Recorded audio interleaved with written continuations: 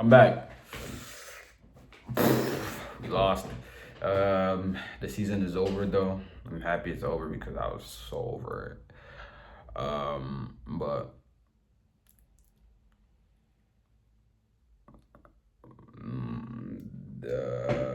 because I had 3 games this weekend for the B team. Ended it with a loss, a win, and a draw. That's something for you, I guess. But yeah, I'm just happy that I got the experience that I needed to um, further excel in my next chapter of life that I'm going to be going to, and it was some good experience. And now back in the lab, work and furnish my game. All right, anyway, because Travis was not much of a drinker. Three beers, three beers were enough to ensure against insomnia. He was asleep within seconds of putting his head on the pillow. He dreamed that he was the ringmaster in a circus where all the performing animals could speak. And after each show, he visited them in their cages, where each animal told him a secret that amazed him, even though he forgot it as soon as he moved along to the next cage and the next secret. At 4 o'clock in the morning, he woke and saw Einstein at the bedroom window. The dog was standing with its forepaws on the sill, its face limned by moonlight, staring out at the night, very alert. "What's wrong, boy?" Travis asked. Einstein glanced at him, then returned his attention to the moon-washed night. He whined softly, and and his ears perked up slightly. "Somebody out there?" Travis asked, getting off the bed, getting off the bed, pulling on his jeans. The dog dropped into all fours and hurried out of the bedroom. Travis found him at another window in the darkened living room, studying the night on that side of the house. Crouching beside the dog, putting a hand on the furry back, he said, "What's the matter, huh?" Einstein pressed his snout to the glass and mewed nervously. Travis could see nothing threatening on the front lawn or on the street. Then a thought struck him, and he said, "Are you worried about whatever was chasing you in the woods this morning?" The dog regarded him solemnly. "What was it out there in the forest?" Travis wondered. Einstein whined again and shuddered, remembering the retrievers and his own stark fear in the Santa Ana foothills, recalling the uncanny feeling that something unnatural had been stalking them. Travis shivered. He looked out at the night draped world. So this something that was chasing them is the same thing that was chasing Wes Dahlberg, I believe, and killed him. But Travis successfully escaped with Travis, of course, because with Travis successfully escaped with Einstein because Einstein was barking a little bit too loud and helped both of them run away quickly before they could get captured by the unknown beast.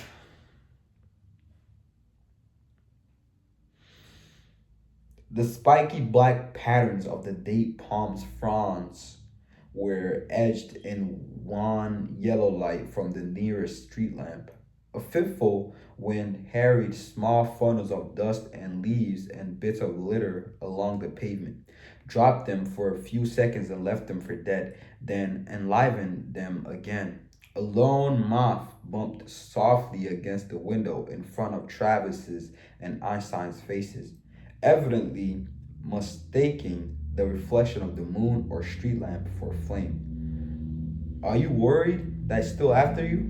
He asked. The dog moved once, quietly. Well, I don't think it is, Travis said. I don't think you understand how far north we've come. We had wheels, but it would have had we had wheels, but it would have had to follow on foot, which it couldn't have done. Whatever it was, it's far behind us, Einstein. Far down there in Orange County, with no way of knowing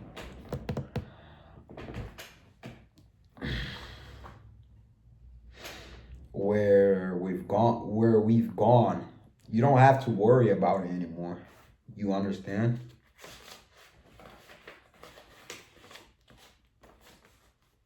Einstein nuzzled and licked Travis's hand as if reassured and grateful. But he looked out the window again and issued a barely audible whimper. Travis had to coax him back into the bedroom. There, the dog wanted to lie on the bed beside his master, and in the interest of calming the animal, Travis did not object. Wind murmured and moaned in the bungalow's eaves. Now and then the house creaked with ordinary middle of the night settling noises. Engine purring, tires whispering. A car went by on the street. Exhausted from the emotional as well as the physical exertions of the day, Travis was soon asleep. Near dawn, he came half awake and realized that Einstein was at the bedroom window again, keeping watch. He murmured the retriever's name and wearily patted the mattress, but Einstein remained on guard, and Travis drifted off once more. Chapter 4. The day following her encounter with Ostrek, Nora Devon went for a long walk, intending to explore parts of the city that she had never seen before. She had taken short walks with Violet once a week. Since the old woman's death, Nora still went out, though less often, and she never ventured farther than 6 or 8 blocks from home. Today, she would go much farther. This was to be the first small step in a long journey toward liberation and self respect. Before setting out, she considered having a light lunch later at a restaurant chosen at random along the way. But she had never been in a restaurant. The prospect of dealing with a waiter and dining in the company of strangers was daunting. Instead, she packed 1 apple, 1 orange, and 2 oatmeal cookies in a small paper bag. She would she would eat lunch alone in a park out somewhere. Even that even that would be revolutionary. One small step at a time. The sky was clear, the air was warm.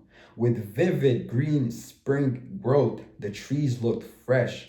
They stirred in a breeze just strong enough to take the searing edge off the hot sunlight. As Nora strolled past the well kept houses, the vast majority of which were in one style of Spanish architecture or or another, she looked at doors and windows with a new curiosity, wondering about the people who lived within. Clock in, bang. I have to keep watch on the time. So hold on. Were they happy, sad, in love? What music and books did they enjoy? What food? Were they planning vacations to exotic places, evening at the theater, visits to nightclubs? She had never wondered about them before because she had known their lives and hers would never cross. Wondering. So now Nora is outside exploring, which is awesome for her. And my prediction is with her exploring the outside world, this is where I don't know how, but this is where she's going to cross paths with I don't know Travis and maybe create a maybe have a bond with each other, maybe have something special with each other because they both I mean even though their lives are different, they're still similar in a way they've both because both of their parents I guess died when they were young or left them when they were young, but they've both been through some stuff. I feel like that's where they will connect, but I don't know. That's my prediction. But let me just handle this real quick.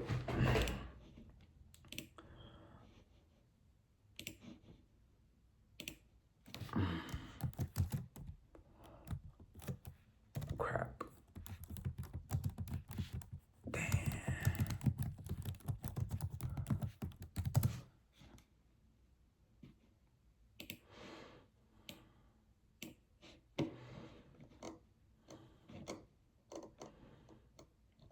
Let me do like 20.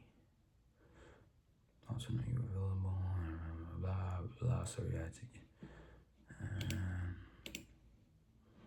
Monday 2:15.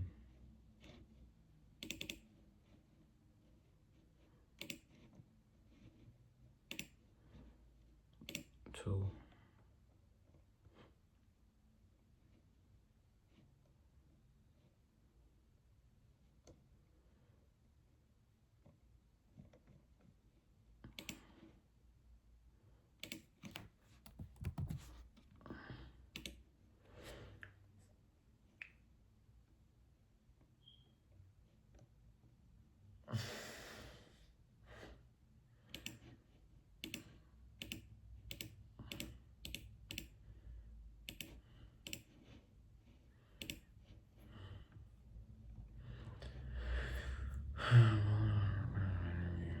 Blah blah.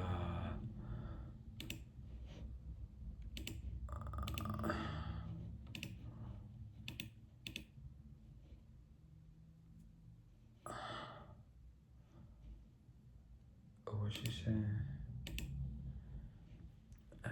Oh, you should stop responding.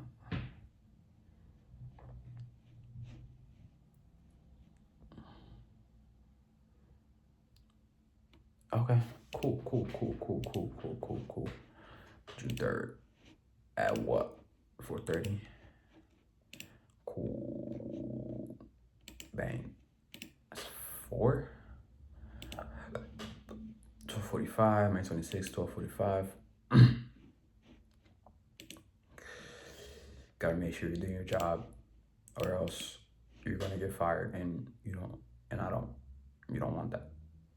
We don't want that. I don't want that. You don't want that.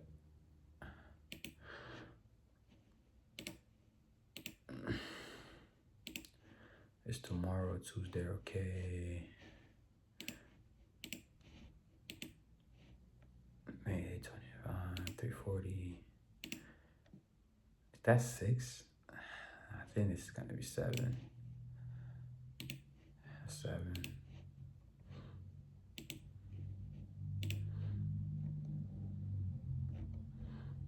8. So far, I'm available tomorrow, anytime. Blah. 3:30 today.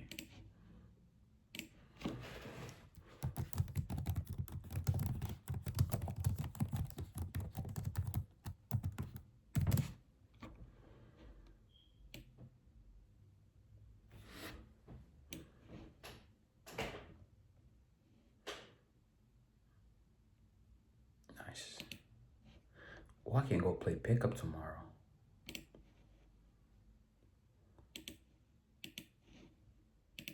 That's 8. Thank you. Blah, blah, blah, blah.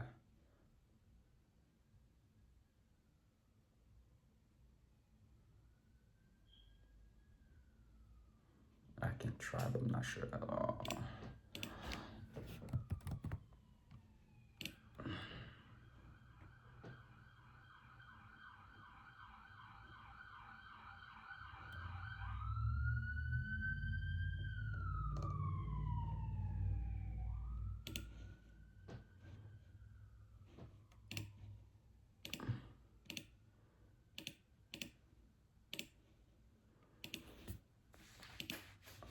It's 11.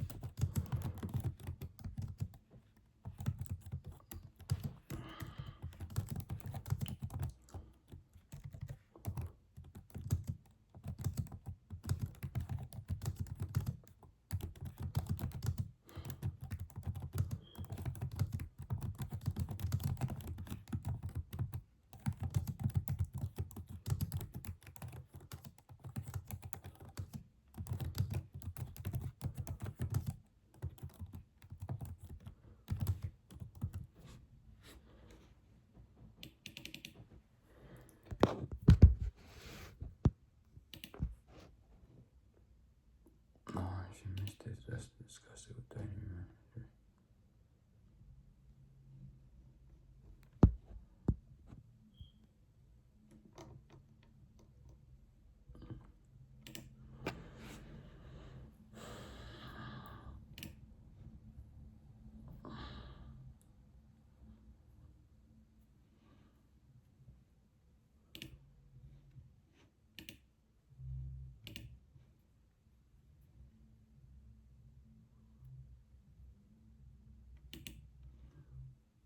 Tuesday, when?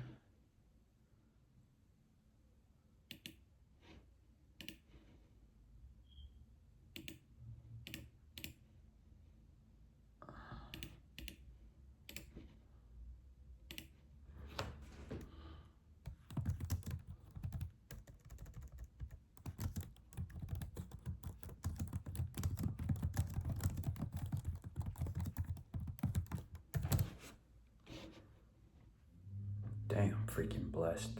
I am blessed. I am freaking blessed. Yes, I am.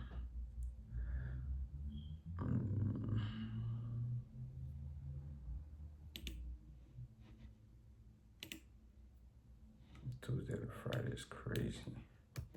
Who you feel like?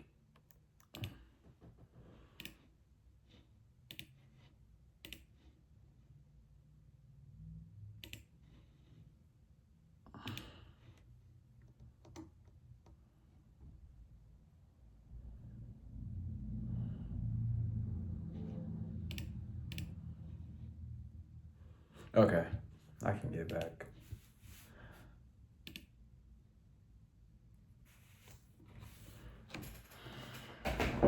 Sorry.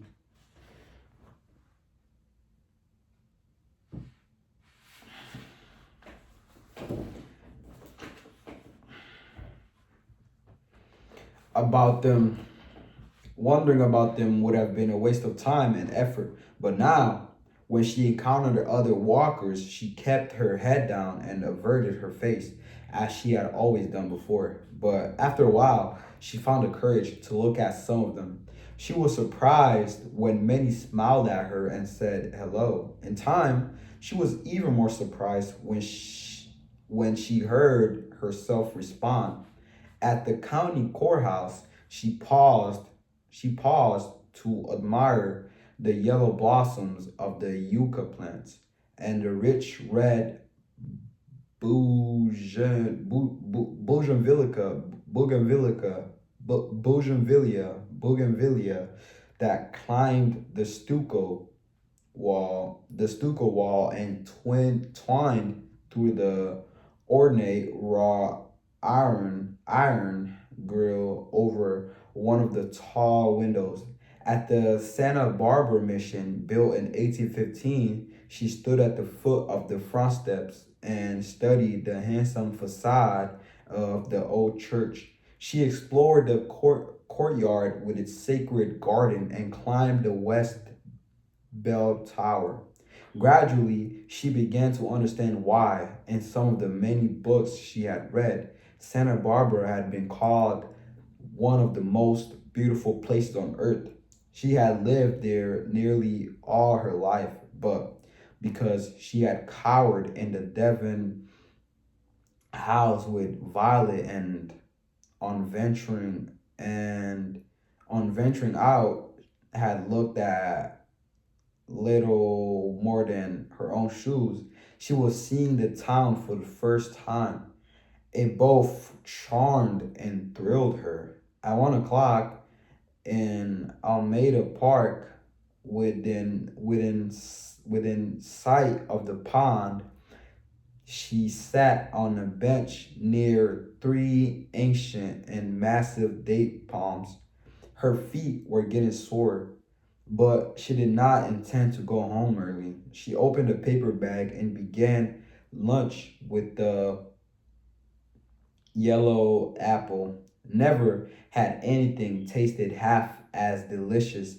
Famished, she quickly ate the orange too, dropping the pieces of peel into the bag, and she was starting on the first of the oatmeal cookies when Art Streck sat down beside her.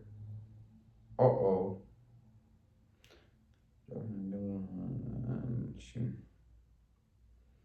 Uh oh. Art Streck is back. Uh oh. Hello, prettiness. He was wearing only blue running shorts, running shoes, and thick white athletic shoes. Oh, and thick white athletic socks.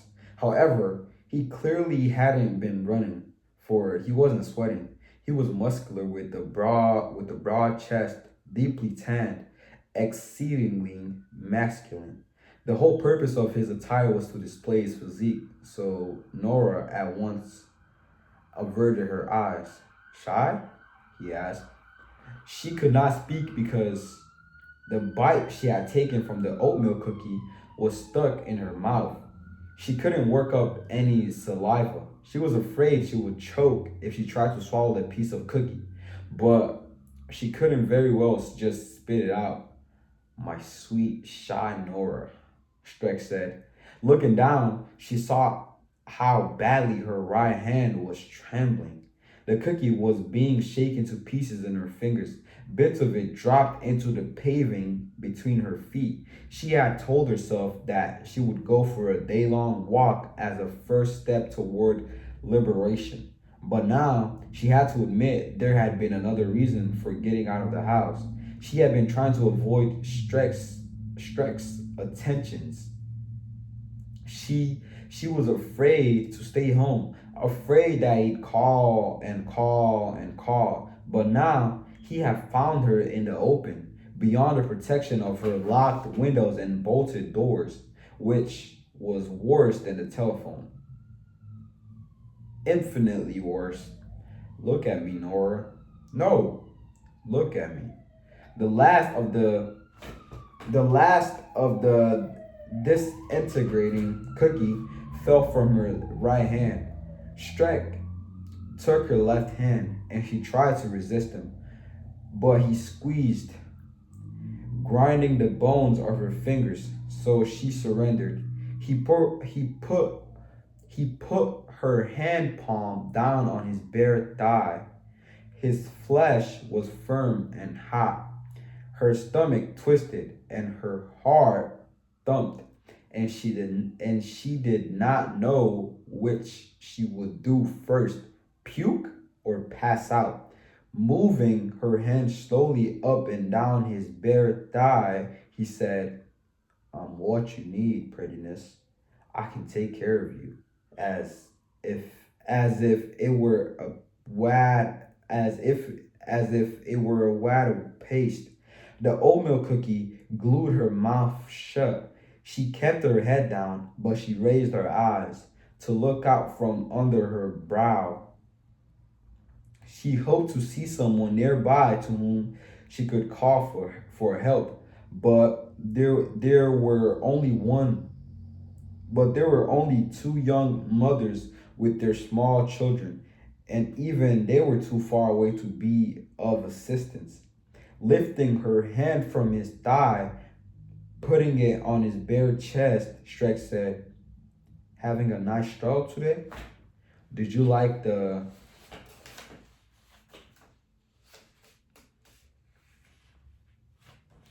did you like the mission? Hmm? And weren't the yucca blossoms pretty at the courthouse?" He rambled on in that cool, smug voice, asking her how she had liked other things she'd seen, and she realized he had been following her all morning, either in his car or on foot. She hadn't seen him, but there was no doubt he had been there because he knew every move she had made since leaving the house.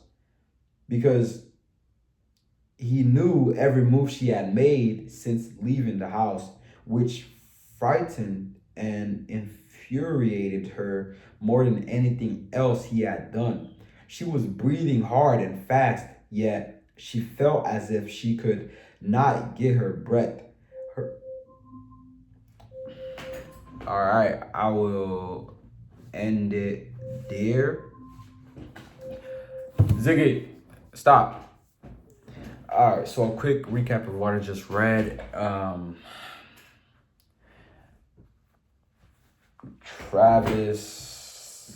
Travis's dog Einstein is freaking out because it's worried that the unknown beast is coming out to get them. So it's spending most of its time just looking out through the window, trying to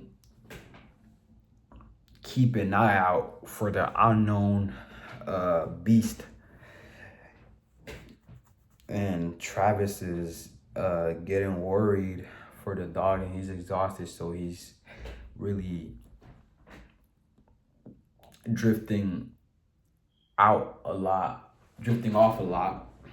So I left off where Nora is finally getting out of her shell and finally going out, but this is turning out to be a big mistake, because even though she was trying to explore the city, explore the outside, and get out her comfort zone to get away from Shrek annoying her with the amount of times he was calling her.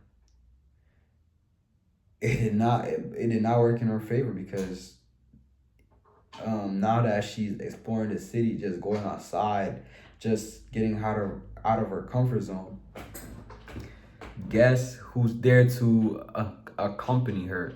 Shrek once again. So Nora doesn't know what to do. She's she's at a loss of words, and she's scared and can't defend herself. That's where I left off.